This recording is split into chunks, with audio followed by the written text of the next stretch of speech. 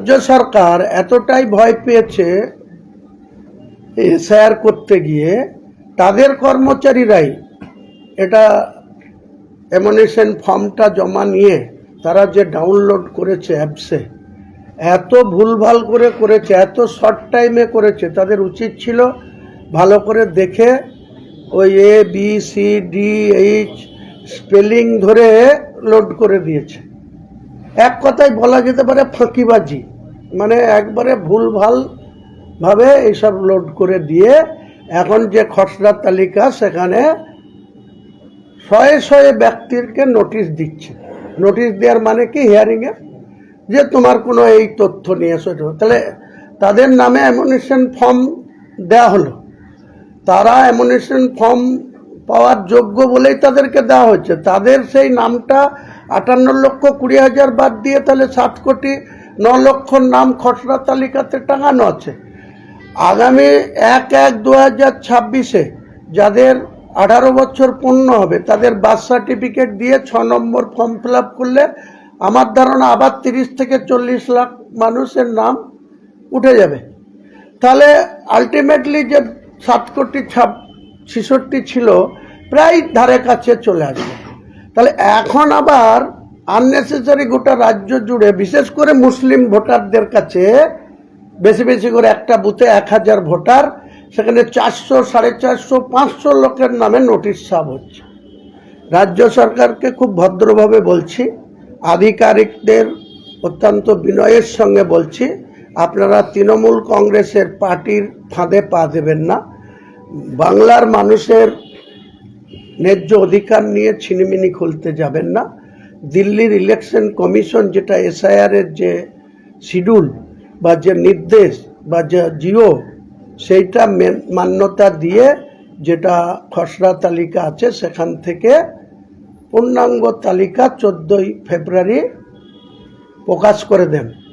আমি হুমায়ুন কবির বলছি, রাজ্যের কোনো প্রান্তে যদি টিএমসি সরকারের পক্ষ থেকে পরিকল্পনা করে যে হিয়ারিং করার জন্য এত নোটিশ সার্ভ করছে, কোনো ন্যায্য ভোটার যদি বাদ যায়, আমি কিন্তু একদম ওই কাকদ্বীপ থেকে কুচবিহার কোথাও কোথাও গিয়ে আধিকারিকদের ঘিরে বসে থাকব। কেন, কোন কারণে, কার নির্দেশে এইসব অসঙ্গতি বা এইসব ধরনের ন্যায্য ভোটারদের নাম বাদ যাচ্ছে। ইলেকশন কমিশনের আধিকারিক কারা? দিল্লির অফিসাররা কাজ করছে না মমতা ব্যানার্জির কর্মচারীরা কাজ করছে? সিওকে বলতে যাব না, আমি জেলার ডিএমকে ধরবো, বিডিওকে ধরবো, বিডিওর নিচে এআরওকে ধরবো, ভিএলইকে ধরবো। নোটিশটা ভিএলইদের ভুলের জন্য, এআরওদের ভুলের জন্য তারা যে অ্যাপস লোড করেছে অ্যামনিশন ফর্ম, একদম ফাঁকিবাজি করে যেভাবে লোড করে দিচ্ছে, তার জন্যই নোটিশ সব হচ্ছে। এইভাবে কেন হবে? তারা কেন সঠিকভাবে অ্যাপসে লোড নাম তুলেনি? তার জন্য মানুষ কেন সাফারার হবে? কি কারণে? আপনি বলছেন এরা ইলেকশন কমিশনের নির্দেশ মতো কাজ করছে না, রাজ্য সরকারের নির্দেশ মতো কাজ করছে।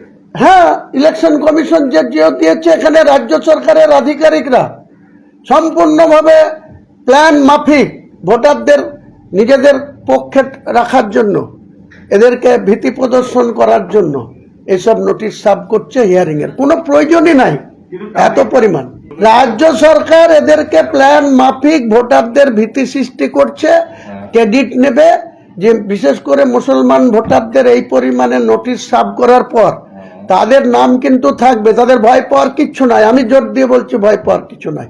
এরা এটা করছে প্ল্যান মাফিক। দেখো, তোমাদের নাম ইলেকশন কমিশন বাদ দিতে চেয়েছিল, কিন্তু তোমাদের নাম আমরা রেখেছি, তোমরা যেন টিএমসি কে ভোটটা দিও।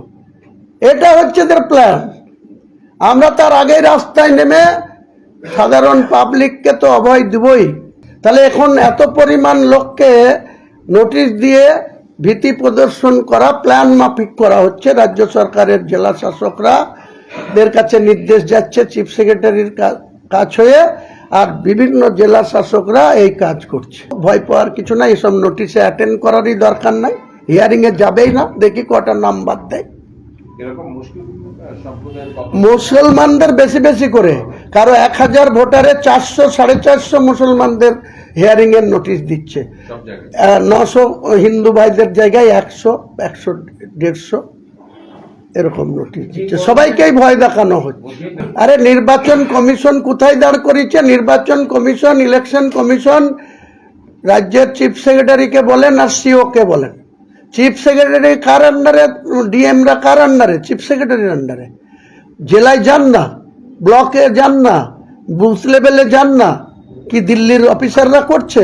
ডিফেন্সের অফিসার করছে, না দিল্লির কোনো ল্যান্ড দপ্তরের অফিসাররা করছে, না কোনো শিক্ষা দপ্তরের অফিসাররা করছে? রাজ্য সরকারের আধিকারিকরাই তো এই নির্বাচনের কাজ করছে।